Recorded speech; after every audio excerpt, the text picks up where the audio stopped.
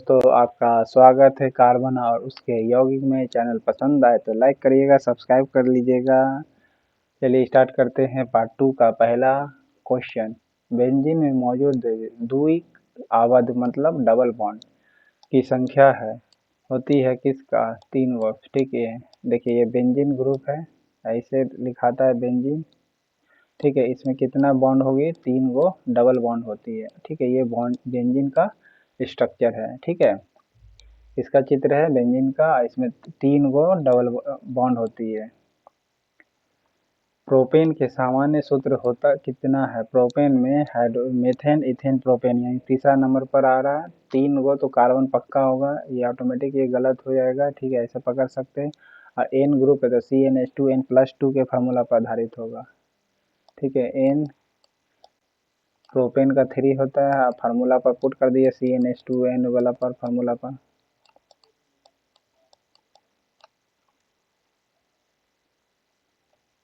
Next है असंतृप्त hydrocarbon जिसमें एक या एक से अधिक डबल बॉन्ड होते हैं, उन्हें क्या कहते हैं? एल्किन ग्रुप कहते हैं। देखिए एक ही से अधिक बॉन्ड होती है तो उसे कौन सा कहते हैं? एल्किन ग्रुप कहेंगे। ओके, और देखिए इसमें लेकिन बोल रहा है असंतृप्त हाइड्रोकार्बन जिसमें एक से अधिक द्वि बॉन्ड होते। देखिए द्वि बॉन्ड, अगर खाली एक से अधिक खाली बॉन्ड रहता ना तो आप एल्किन और एल्काइन दोनों मारते, लेकिन बोल रहा है डबल बॉन्ड, एक से अधिक लेकिन डबल बॉन्ड बोल रहा है, तो किस में होगा भाई? एल्किने में होगा। ठीक है, ऐसे याद रख सकते हैं। और द्वि बॉन्ड हट जाता है ना तब एल्काइन भी हो जाता है साथ में। एल्किन में तो सिंगल बॉन्ड होती है। नेक्स्ट है प्रोपीन। देखिए प्रोपीन यानी मेथेन इथेन प्रोपेन, प्रोपेन में 3 गो होती है, तीसरे नंबर पर होती है। और 3 दूना 6 हो, फॉर्मूला हो जाएगी CnH2n पर फार्मूला पर लिखाएगा।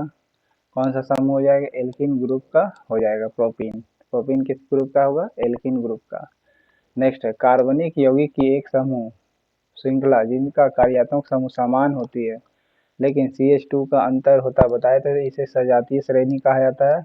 ठीक, कार्बनिक यौगिक की एक श्रृंखला है दिया। ओके, एक सीरीज दिया हुआ कार्बन ग्रुप का, तो उसमें जो कार्यात्मक समूह तो समान तो है लेकिन कितने का अंतर? CH2 का अंतर है, तो उसे क्या कह देंगे? सजातीय श्रेणी कहेंगे। ओके,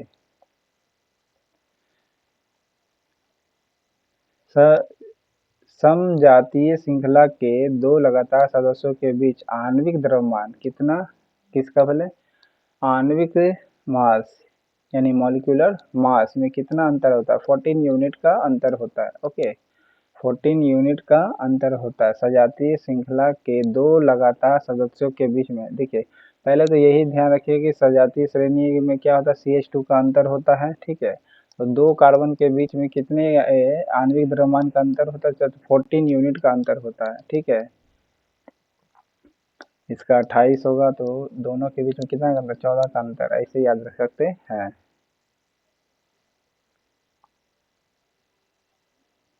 असंतृप्त यौगिक के उदाहरण है कौन? एथाइन है। असंतृप्त यौगिक के ग्रुप कौन है? एथाइन है। ओके, जब दो या दो से अधिक यौगिक के अणुसूत्र समान होते हैं परंतु उनके गुणों में अंतर होता है तब इस विशेष गुण को कहते किस क्या कहेंगे? समावयवता कहेंगे। फिर से सुनिएगा, जब दो या दो से अधिक यौगिकों के अणुसूत्र समान होते हैं, तो पहले बता देते कि यौगिक के अणुसूत्र क्या होगा? समान होगा, यानी मॉलिक्यूलर फार्मूला सेम होगा लेकिन स्ट्रक्चरल फार्मूला डिफरेंस होगा। ओके, स्ट्रक्चर मैंने गुणों में अंतर होगा। ठीक है, यानी स्ट्रक्चरल फार्मूला डिफरेंट होगा। इस गुण को क्या कहते हैं? समावयवता। जैसे नॉर्मल ब्यूटेन, आइसोब्यूटेन पहला समावयवता का सदस्य है, यानी समावयवता का पहला सदस्य कौन हो जाएगा? ब्यूटेन हो जाएगा। CnH2n किसका फार्मूला है? एल्केन का, बताए थे फार्मूला है। और इसको 2 हटा दीजिए तो एल्किन का ग्रुप हो जाएगा, -2 कर दीजिएगा तो एल्काइन का ग्रुप हो जाएगा। ठीक है, अल्कोहल श्रेणी में यौगिक में कौन सी अभिक्रियाशील समूह विद्यमान होती है? OH ग्रुप होती है अल्कोहल में। अल्कोहल श्रेणी के यौगिक में कौन सा विद्यमान होता है? OH होता है। ठीक है, जिसे अभिक्रियाशील समूह कहते हैं। OH को क्या कहेंगे? अभिक्रियाशील समूह। कीटोन में CO हो जाएगा, कि ओ हो जाएगा, ओ हो जाएगा सिर्फ, ठीक है। और CHO किसका है, तो एल्डिहाइड का अभिक्रियाशील समूह है।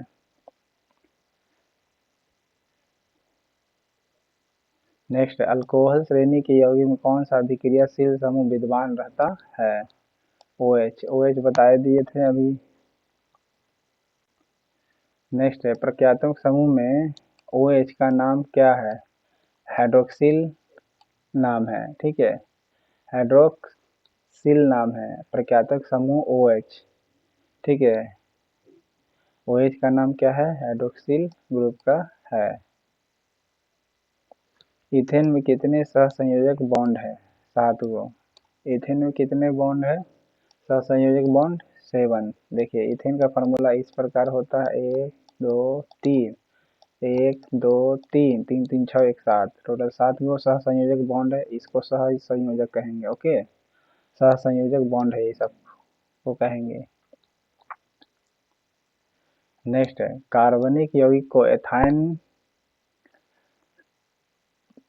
होता है जिसमें 2 कार्बन परमाणु के बीच कितने बॉन्ड होते हैं? कार्बनिक यौगिक के बीच में, एथाइन के बीच में तो 3 बॉन्ड होते हैं, ठीक है। एथाइन बोला, कार्बनिक यौगिक को एथाइन जाता है, कहा जाता है, यानी कार्बनिक यौगिक का मतलब ये पूछ रहा है ना क्वेश्चन, थोड़ा मिस्टेक यहाँ किया हुआ है। एक कार्बनिक यौगिक का नाम एथाइन है तो उसमें 2 कार्बन परमाणु है, ठीक है, तो कितने बॉन्ड होंगे ये पूछना चाह रहा है, तो 3 गो होगा। एथाइन बोले थे फार्मूला CnH2n-2 पर फार्मूला आधारित होता है, ठीक है। एल्डिहाइड श्रेणी के यौगिकों में निम्नलिखित में से कौन क्रियात्मक समूह विद्यमान होती है? CHO क्रियात्मक समूह है, ठीक है, CHO क्रियात्मक समूह है। अल्कोहल में क्रियात्मक समूह OH, हाइड्रोक्सिल में OH ये है, ठीक है। OH को हाइड्रोक्सिल कहा जाता है, कार्बोजेलिक में COOH। नेक्स्ट है, एथेनॉल को सांद्र सल्फ्यूरिक एसिड के साथ 443 डिग्री पर गर्म करने पर एथेनॉल का निर्जलीकरण हो जाता है, यानी टूट जाता है, तब बनता क्या है? एथीन बनेगा। क्या बनेगा? एथीन। ओके, एथेनॉल है उसको जला दीजिए, किससे? सल्फ्यूरिक एसिड के साथ। कितने डिग्री पर गर्म करना है भाई? 443 डिग्री केल्विन पर। तब क्या बन जाएगा? एथेनॉल का निर्जलीकरण हो जाएगा, तो क्या बनेगा? एथीन बनेगा, एथीन, एल्कीन वाला ग्रुप एथीन। एथेनॉल से एथीन ही बनेगा, एथेनॉल से एथीन ही, ऐसे याद रख सकते हैं, भूलिएगा नहीं। एथेनॉल से एथीन ही बनेगा, ठीक है, एथेनॉल से एथीन, लेकिन सल्फ्यूरिक एसिड के साथ गर्म करेंगे 443 डिग्री पर। ओके, संतृप्त हाइड्रोकार्बन कार्बन के संबंध में इनमें से कौन सा कथन सही है ये बताना है। इनमें केवल कार्बन कार्बन का सिंगल बॉन्ड होता है। क्या होता है? कार्बन कार्बन का सिंगल बॉन्ड होती है। ओके, संतृप्त कार्बन यौगिक के संबंध में कौन सा कथन जो है सही है? तो इसमें कार्बन कार्बन का सिंगल बॉन्ड होता है, संतृप्त वाला में इसे भी सिंगल सिंगल बॉन्ड होती है। मीथेन इथेन प्रोपेन यानी एल्केन ग्रुप के बारे में बोल रहा है, और एल्केन क्या होती है? संतृप्त होती है। नेक्स्ट है, शुद्ध एथेनोइक एसिड का गलनांक होता है कितना? गलनांक होता है 290 केल्विन। फिर इसमें एथेनोइक एसिड है, ठीक है, एथेनोइक एसिड का गलनांक पूछ रहा कितना? 290 केल्विन। एथेनोइक एसिड का गलनांक 290 केल्विन है। नेक्स्ट है, कौन सा विकल्प हाइड्रोजन परमाणुओं के सही अवरोही घटते क्रम में दर्शाता है? तो पहले एल्केन होगा, हाइड्रोजन के परमाणुओं का अवरोही यानी घटते क्रम बोल रहा है, यानी सबसे ज्यादा हाइड्रोजन, फिर मीडियम, फिर कम, तो एल्केन, एल्कीन और फिर एल्काइन। ये क्या है? हाइड्रोजन परमाणु के सही अवरोही क्रम है। सबसे ज्यादा हाइड्रोजन किसमें हुआ? एल्केन में, फिर एल्कीन में, फिर सबसे कम एल्काइन में। नेक्स्ट है, एसिटल्डिहाइड का आयुर्वेदिक नाम क्या है? एथेनल नाम है। ओके, एसिटल्डिहाइड का आयुर्वेदिक नेम क्या है? एथेनल नाम है। ओके, एसिटल्डी का आइड का आयुर्वेदिक नेम एथेनॉल नाम है। एल्केन श्रेणी का प्रथम सदस्य कौन सी है? मेथेन है। एल्केन श्रेणी का प्रथम सदस्य कौन है? मेथेन है।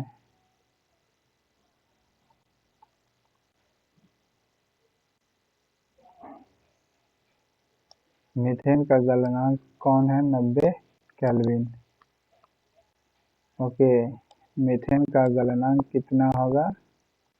90 केल्विन होगा मीथेन का गलनांक।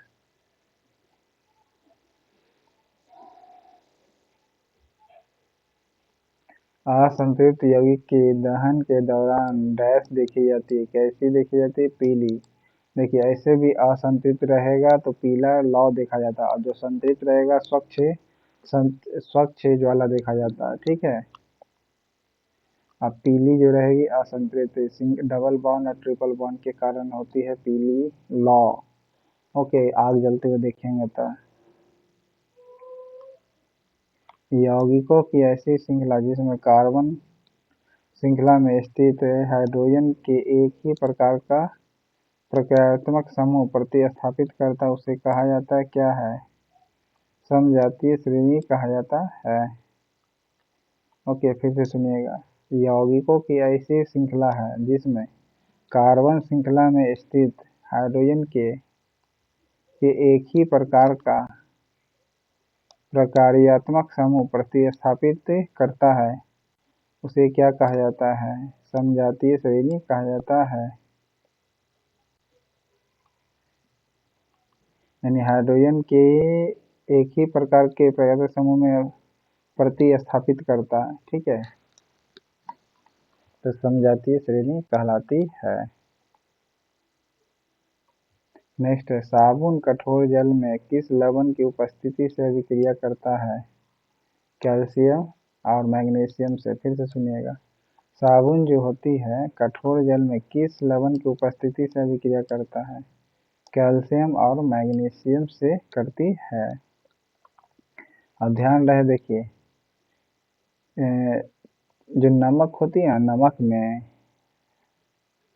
देखेंगे बरसात के मौसम में गीला हो जाती है, तो कारण क्या है? मैग्नीशियम उपस्थित होती है। ठीक है, इसलिए नमी हो जाती है। फिर से सुनिएगा। साबुन कठोर जल में किस लवण की उपस्थिति से अभिक्रिया करता है? तो कैल्शियम और मैग्नीशियम की उपस्थिति से अभिक्रिया करता है। ओके, कैल्शियम और मैग्नीशियम की उपस्थिति से अभिक्रिया करता है।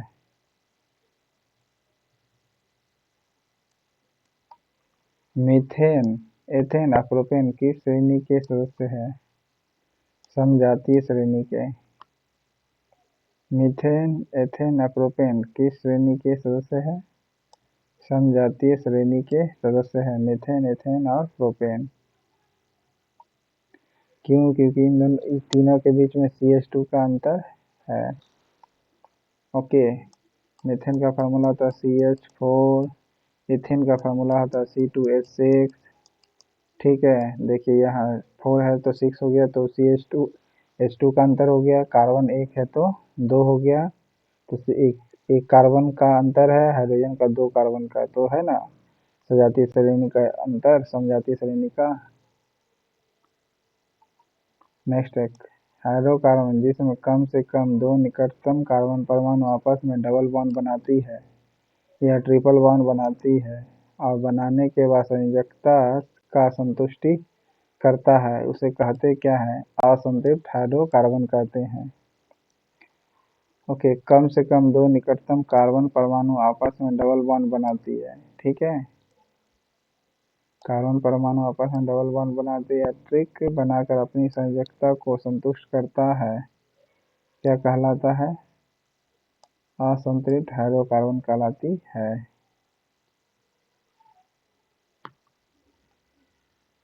कैल्शियम कार्बाइड जल के साथ अभिक्रिया कर देता है, एथाइन कहते हैं। ओके, कैल्शियम कार्बाइड जो होती है जल के साथ अभिक्रिया कर देता है, उसे क्या कहेंगे? एथाइन कहा जाता है।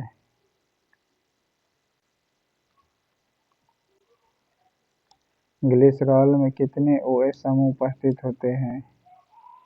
3। ग्लिसरॉल में OH समूह कितने उपस्थित होते हैं? 3 गो होते हैं।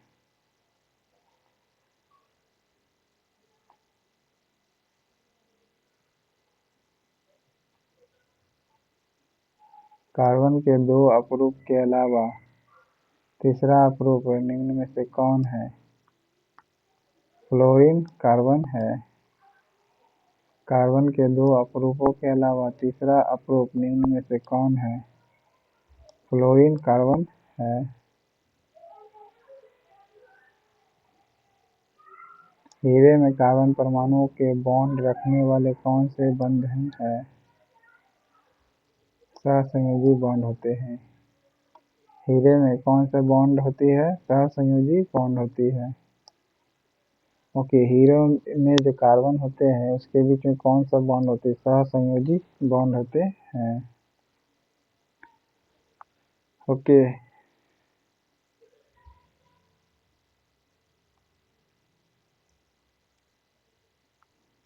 एक या एक से अधिक त्रि-आबंध वाले असंतुलित हाइड्रोकार्बन कहलाते क्या है?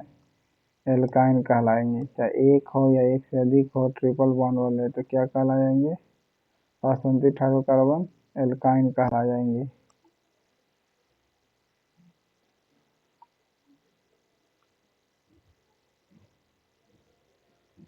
क्षारीय पोटेशियम परमैंगनेट अथवा अम्लीय पोटेशियम डाइक्रोमेट में अल्कोहल को अम्ल में परिणत कर देते हैं, अतः ये किस प्रकार का पदार्थ है?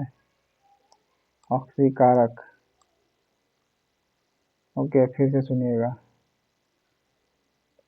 क्षारीय पोटेशियम परमैंगनेट अथवा अम्लीय पोटेशियम डाइक्रोमेट अल्कोहल को अम्ल में परिणत कर देते हैं, अतः ये किस प्रकार का पदार्थ है? ऑक्सीकारक पदार्थ की है।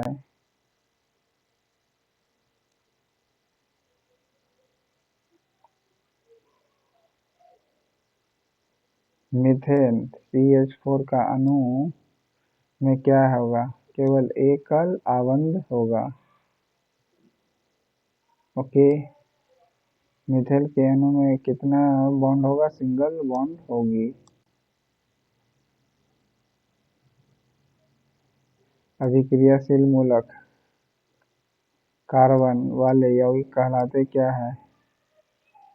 एल्कीन कहलाते हैं। ओके, एल्कीन क्या हो गए? ये सी, देखिए यहाँ डबल बॉन्ड है। ओके, याद रखिएगा कार्बन के पास डबल बॉन्ड, टोटल 4 बॉन्ड होते हैं। 4 बॉन्ड कर दिया गया है। फिर यहाँ कार्बन है वाले यौगिक कहलाते हैं क्या है? एल्कीन ग्रुप का है ये, क्योंकि एल्कीन ग्रुप में डबल बॉन्ड होती है। नेक्स्ट है, संतृप्त हाइड्रोकार्बन श्रेणी के सदस्य कहलाते क्या है? एल्केन कहलाते। बताए थे संतृप्त वाले क्या कहलाएंगे? एल्केन कहलाएंगे। असंतृप्त वाले एल्कीन एल्काइन कहलाएंगे। ओके, हाइड्रो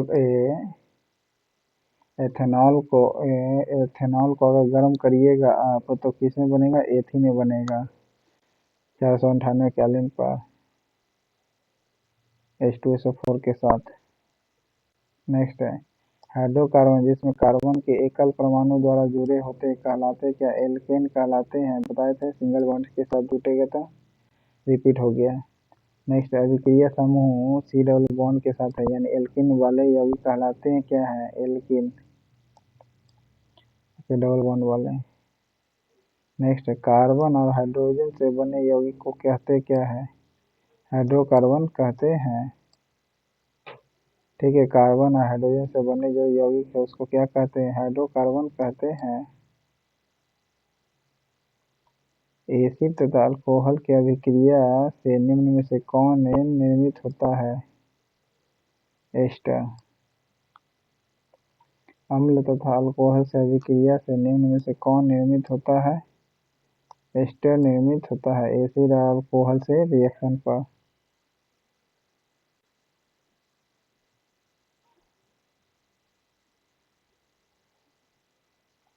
तो इस प्रकार आपका कितना क्वेश्चन, 75 क्वेश्चन था दोस्तों। चैनल पसंद आए तो लाइक करिएगा, सब्सक्राइब करिएगा। Thank you.